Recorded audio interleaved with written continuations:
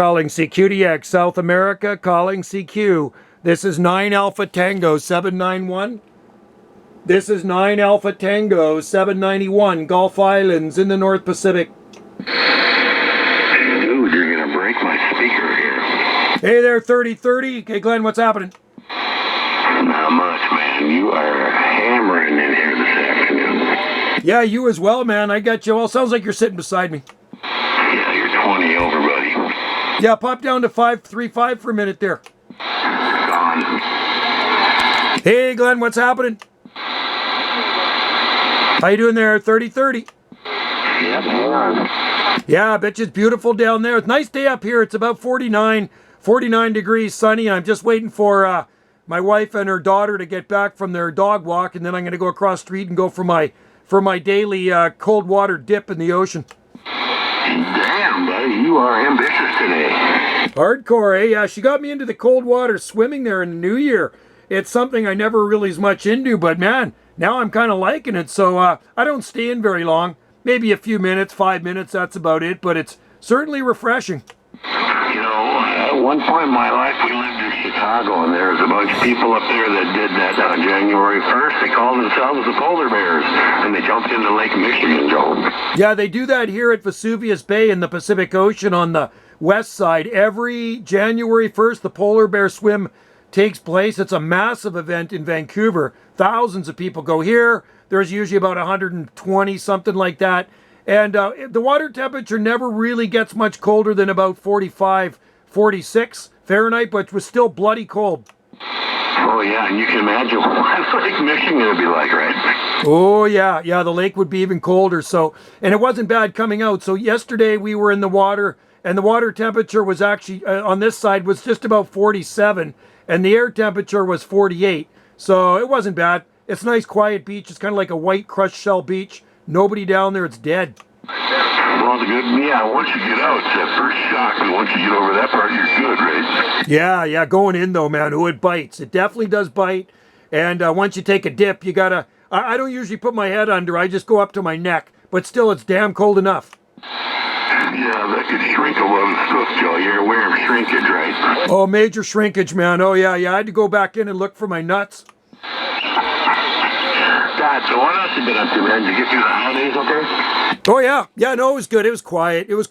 New Year's, I made it up to about 9:15, and then we all went to bed. I was just tired. We just stay home, have a dinner. That's it. You know, I'm way past my partying days. Yeah, Roger. I say that every year, and then my buddy he has a motorcycle guy, but he's got a house down here, and he shows it. It's Winnipeg, right? So he says, well, yeah, we're going to throw a little party, and so come on over. So then we'll watch the ball drop at 10 here, which is 12 out east. Well, shit, I get over there, and there's 50, 60 people. There's a band in the backyard. There's fireworks going off at 10 o'clock. I'm like, holy crap, man. Yeah, you know what? That would be fun. I would definitely do that. And there was people blowing off fireworks here, but they started them pretty early, around 8-something, in behind us somewhere in one of the back roads here. I could hear lots of explosions. Lots of fun. You know what? Hey, it's 2025. Good way to ring in the new year, but that guy's smart to get the hell out of Winnipeg for the wintertime and go to Arizona. Yeah, he's been coming here forever, man. He's on about his second or third house down here, so I notice he's real careful about how many days they spend down there, though. He keeps track regularly. Oh, yeah. Well, the American dollar's really nice and strong right now. Canadian dollar's crap. So, it's, I'd rather still be in Arizona, man. Wintertime, that's the place to be. And like I say, Wendy's mom, my mother-in-law, used to go down there for 6 months every year, Sun City. She had a condo down there. But, I think when she turned 80 or 81, her travel insurance doubled to, it went from $2,400 to $4,800. Yeah, exactly. Well, I think Joe's deal, my buddy Dan, I think his deal, the reason he's watching is after 6 months, they shut down your medical insurance if you're gone too long? Yeah, you got to be careful, man. Yeah, that you don't want. So she would come back before 6 months. And then we have another friend, my wife's best friend is down in Sedona, and she stays down there for just a hair under 6 months. You know, like 5 months and 28 days or something, and then she heads back. Yeah, I know, and it's all relative, too, because one of the guys down here, he's an attorney from Winnipeg, and we've had discussions with him about that between me and him and Dan, and he says, well, you got a lot of room to play with there. My Dan's like, no, I don't think so. And he goes by a calendar year. The guys got, and they have debates about it still to this day. I bet. Well, there's a lot of snowbirds down there, right? A lot of Canadians want to get the hell out of that minus 20, freeze your balls off cold, and get down there. Well, I'm fortunate to live out here on these islands because our winters are not that bad compared to the rest of Canada. I talk to people out there all the time, man. It is freaking frigid. It's very green here, and like I say, it rarely drops below 32. Oh yeah, you're definitely in the right spot there for being way in Canada. Overall, countrywide, you're in the right spot. Well, when you guys take over and make us a 51st state, then I'm going to come down there and we'll go for a ride. Oh, that did stir up some shit, didn't it? I love it. It's awesome. Well, I got an American flag flying here, 2 of them in my radio room. Yep, you betcha. Oh yeah, I'd definitely move south. If it became a 51st state, man, I'm out of here. I think Ottawa might have a problem with that, right? Oh, the dictator, Trudeau, yeah. Well, he kind of resigned, but I think he's still pulling strings behind the scene. Yeah, he's he's not a good dude. Well, yeah, I read he resigned, but he never really gave a date, and then he blocked it up, so Parliament can't even meet and do anything. Nope, everything's kind of on hold till March, I think, something like that. He's like the worst, man. He's like the worst thing that's ever happened to this place. I know, and how did he get to 9 years? Can he run indefinitely as many times as they want? Unlike down here, we got a 2-term limit and that's it? Just like a dictator, man. He could be like Fidel Castro. I think that's probably his dad anyway, but, oh yeah, he could keep on going. He could get getting voted in forever, man. So that's the way it is up here, and that's bull crap. I like the way you guys have it down there. Let's get rid of this idiot. He's been in for 9 years. That seems like a really long time, Joe. Oh, God, his first 6 months were too long. I was ready to give him the boot. Anyway, there's some people that actually like him, but I'm not one of those people. Well, yeah, I think anything west of Ottawa, man, it's pretty much the opposite, right? Yeah, I'm glad we live far from there, man. We're got a 5.5-hour plane ride, or maybe 6 west of there. He's a long way away, but he does come out here. He comes out to the west coast to do surfing. There's a lot of surfing out here on the west coast of Vancouver Island, so he's often spotted out there on his surfboard. All right, well, so he does come and pretend to be a terrorist, huh? Exactly. Yeah, I know. It's that probably on taxpayers' money, no doubt. Well, I'm sure because all the security, everything's got to go with. Oh, man, it costs millions to protect that dude every year. I heard just millions.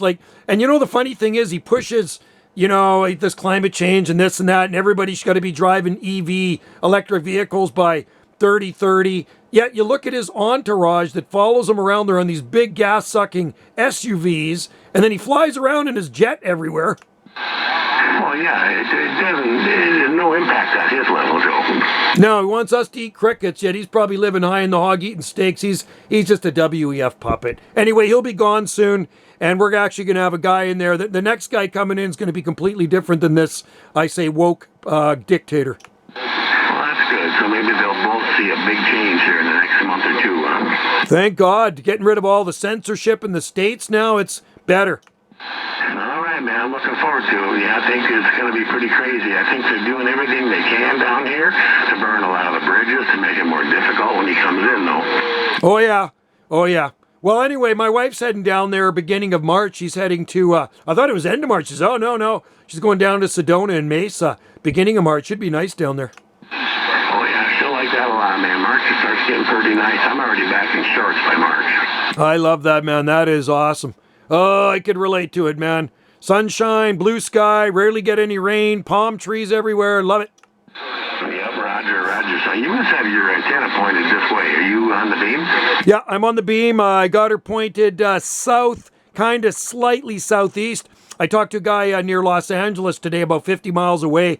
It's the first guy I made contact with since the fire started, but yeah, man, he says pretty smoky down there. Oh, yeah, I would imagine that's going to linger for a long time, man. Just that smell of burning wood, it just gets into everything. Oh, yeah, so do you guys get any of that smoke or not?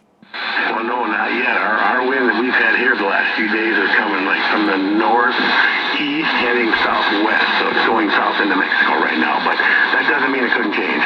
Well, hopefully the jet stream doesn't pull it towards Scottsdale. Hopefully it'll stay away from you guys. We we can get forest fire smoke up here in the summer months. It comes in, well, we've got it from Washington State because we're off the coast of Washington. We've got it from BC.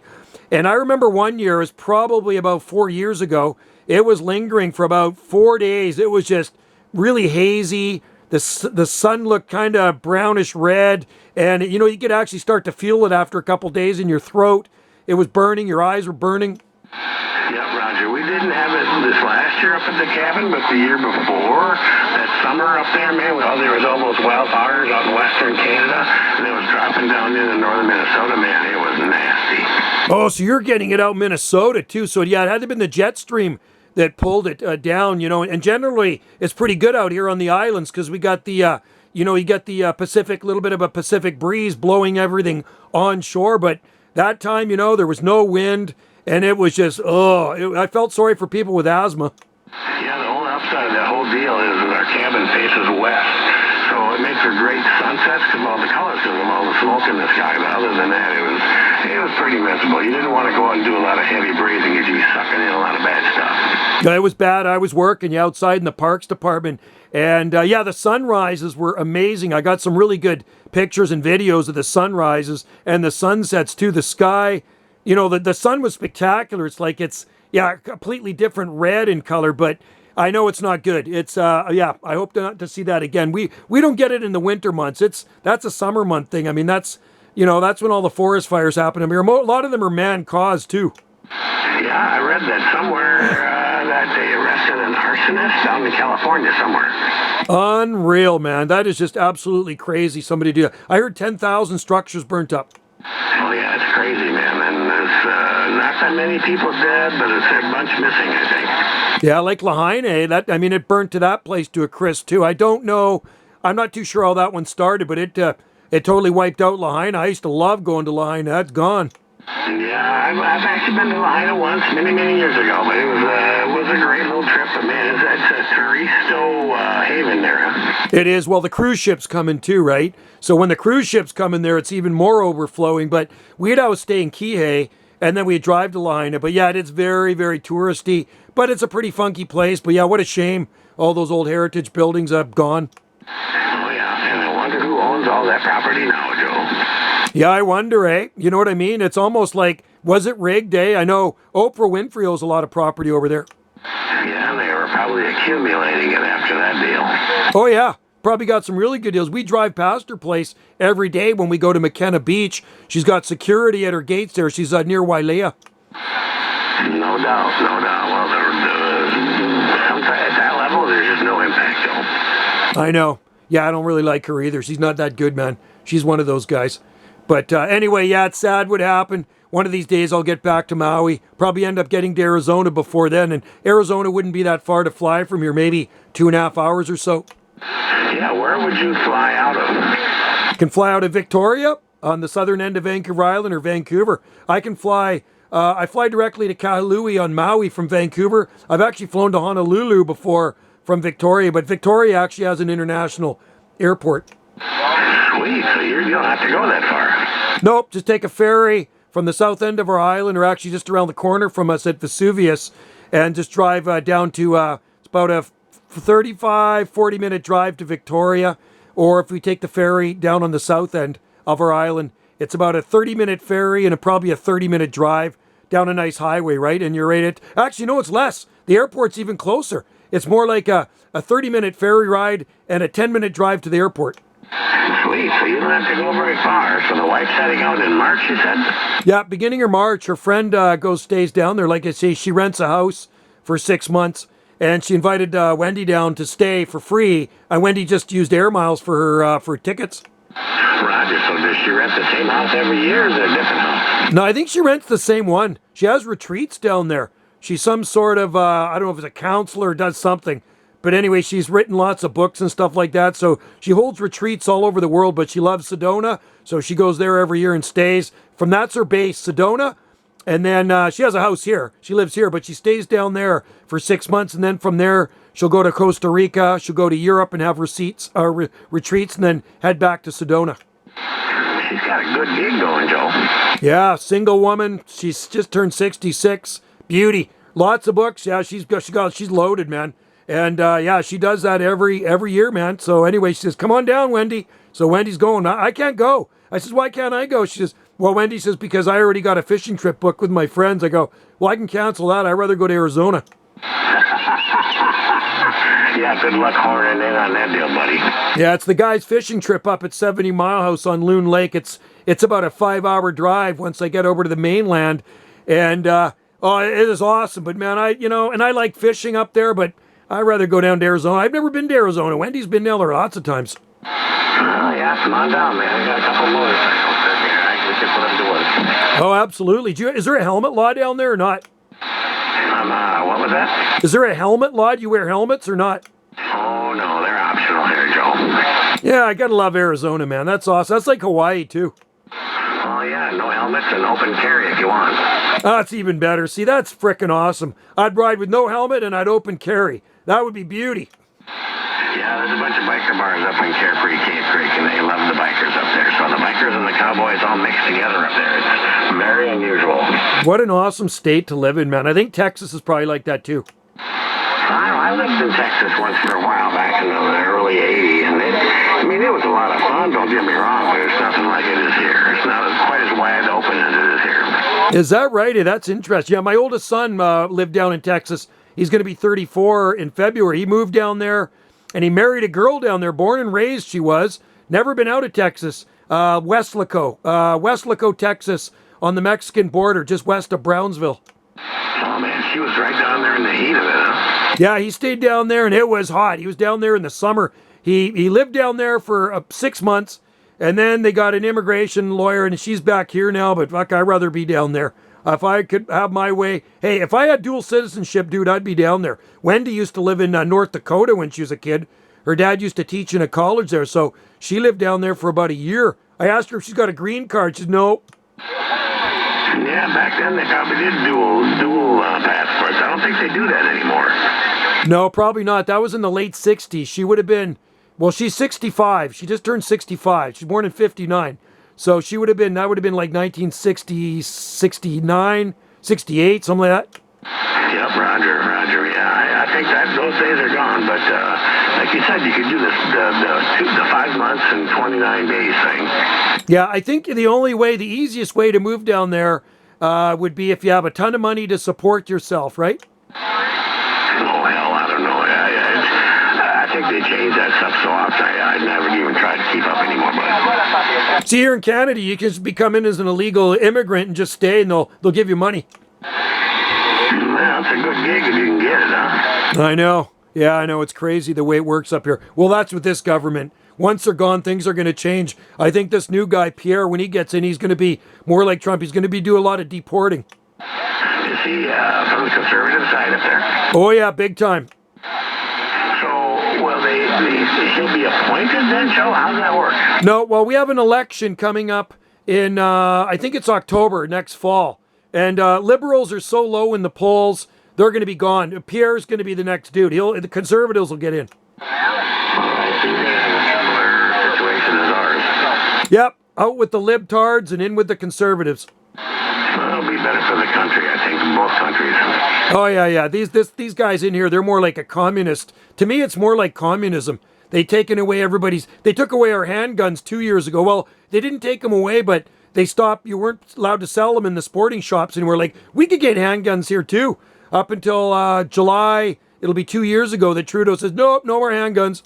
Yeah, that's what happens, man. They just think they can run the whole show, and they just reshuffle all the deck. That's where it starts. Take away your protection, and then who knows what else they'll do to you. But yeah, hopefully he's going to change a lot of stuff when he gets back in. I'll tell you, the new guy, Pierre Poilievre, he's full conservative, man. He thinks the way I do. Is he from where part of Canada is he actually from? Where did he hail from? I think back east somewhere, maybe Ontario or something. All right, Roger. All right, buddy, so everything else is good? Everything's good here. I'm looking at the sun blasting through the window, and they should be back soon, and then I'm going to grab my towel, put my board shorts on. We walk down about a 5-minute nature trail to the beach there, and I'm going to hop in the water. I'm going to get a bunch of oysters, too. I got a bunch of oysters last night and pan-fried them, and I'm going to grab a bunch more oysters. The beach is just loaded with them. Wow, so you're harvesting your own dinner as well, huh? Oh yeah, yeah, and there's lots of crabs too. You can chuck the crab trap in there and pull in lots of crabs. But we're just do some oysters tonight. I leave the shells down there because that's how they reproduce. But yeah, the beach is just covered. That sounds great, man. I don't have that option here. Oh, you'd like them if you like oysters. That's one of my favorite food there. But yeah, the rocks, like our beach is really crushed shell, almost like sand. But you go to the left a little bit, and there's more rocks, and that's where the oysters are, kind of stuck to the rocks. So I got a little shucker, got a tiny little hammer. You just pound them open from the backside, and put them in a Ziploc bag. You bring them home, throw them right into the pan. Sounds damn good, buddy. That and a little vino, and you're good to go, huh? Oh yeah, you can even cook them in the vino too. I got Krista, Wendy's daughter, to chop up a bunch of garlic last night because we grow a lot of garlic here, and just that's all we did with the. When you shuck the oysters, a little bit of liquid comes out. It's quite salty, and you put that with the garlic in there, and you pan fry them. Oh man, good. So you throw in a little like a white wine or a little white vermouth in there to give it a little extra flavor. Yeah, you can do that too. You can do white wine. I didn't do it last night, but I've done it, and it's like, oh man, they're to die for. Oh man, and they don't get any fresher than that, right? That's from the beach up to the pan. That's right. Yep, 5-minute walk from the beach, and they're right into the pan. Yep, that's what we do. So that's what I'm doing today. The tide will be out. I watched the tide table, 4 o'clock. Tide will be out 4 p.m. So it's 10 to 3 here right now. You know, Roger, I watched one of your videos the other day, and you were walking around the island near your place, and that is really tropical, really, really green, man. I was amazed. Yeah, I know. People are kind of blown away what grows here. It's like, I was out shooting videos today. Went into the graveyard behind the cinema there. I was shooting videos. In front of the fire hall, there's some tall palm trees beside someone's house. They're all over the place on this island. Yeah, Roger, you're growing a lot of great stuff, man. I've actually started harvesting some of my citrus here now the last week or so. That's awesome. Fresh citrus, can't beat it, man. It's the best off the trees. Yeah, the wife makes this contraption where she takes like 4 grapefruit, 4 oranges, and 4 lemons, and she kind of cooks them all together for a couple hours, including the skins. And the way we drink that, because it's a really high concentration of vitamin C. If you start feeling anything coming on, man, a couple shots of that over a few days, and you're done. It's gone. You kill it. Oh, smart. That's really good to use the peels too. The rinds are really good for you. Every morning I make a tea, and I put it in a thermal cup. So I use fresh lemon, organic, and then I chop some of that up, squeeze some of the lemon juice in there. So I put the rinds in the strainer, and I chop up fresh garlic root, and then I put some cayenne pepper in there too, because that's really good for you, and a little bit of organic honey. That's a good drink too. Oh, hell yeah, man. You should never get sick, I'm thinking, right? Nope, I got a good immune system. Yeah, it's rare that I ever get sick. Even, I had that COVID crap a few years ago. It didn't last very long for me, maybe 5 days. It's like a flu, but it's funny. Wendy's daughter was with us the whole time. Never got it. She never caught it. She was around us when we had it. She's got a really good immune system. Well, yeah, it just goes to show you, she's quite a bit, how old is she? She must be quite a bit younger. Yeah, she's 38. I'm 60, but she does that cold water swimming every day too. Oh, okay, so you got a companion, huh? Oh, yeah. Yeah, she's the one that got me into it. She lives with us. She rents a room from us, so she says, come on, do it. So, yeah, it's like I didn't really want to do it at first, but you know what? I'm kind of liking it now, so yeah, it's great. Well, excellent, man. You might as well. I mean, if she's going anyway, what the hell, right? It's actually really good for the immune system, they say. I did some reading up on it. So, and the more you go in, the more you get used to it. Yeah, I would prefer to swim on Maui, but it ain't Maui here in the wintertime. But, the summertime, the ocean warms up pretty nice here. It's not bad. Yeah, Roger. Oh, he's in Arizona, Scott. This guy's in Scottsdale. Yeah, Wendy's at the door right now. They're there. They're home right now. That means I get to go swimming. Hey, Wendy, come and say hi. Come and say hi. Come on in. Wendy's going to say hi to you. Why? What? Hey, say hi to Glen. Hi, Glen. He's in Scottsdale. Oh, Scottsdale, Arizona. Yeah, so I told him Very you're going to be nice. down in Mesa. Hey, Glen, this is my wife, Mesa. Wendy. And Sedona. And Sedona. Yeah. Hi, Wendy. It's Glen here. Nice to meet you, finally.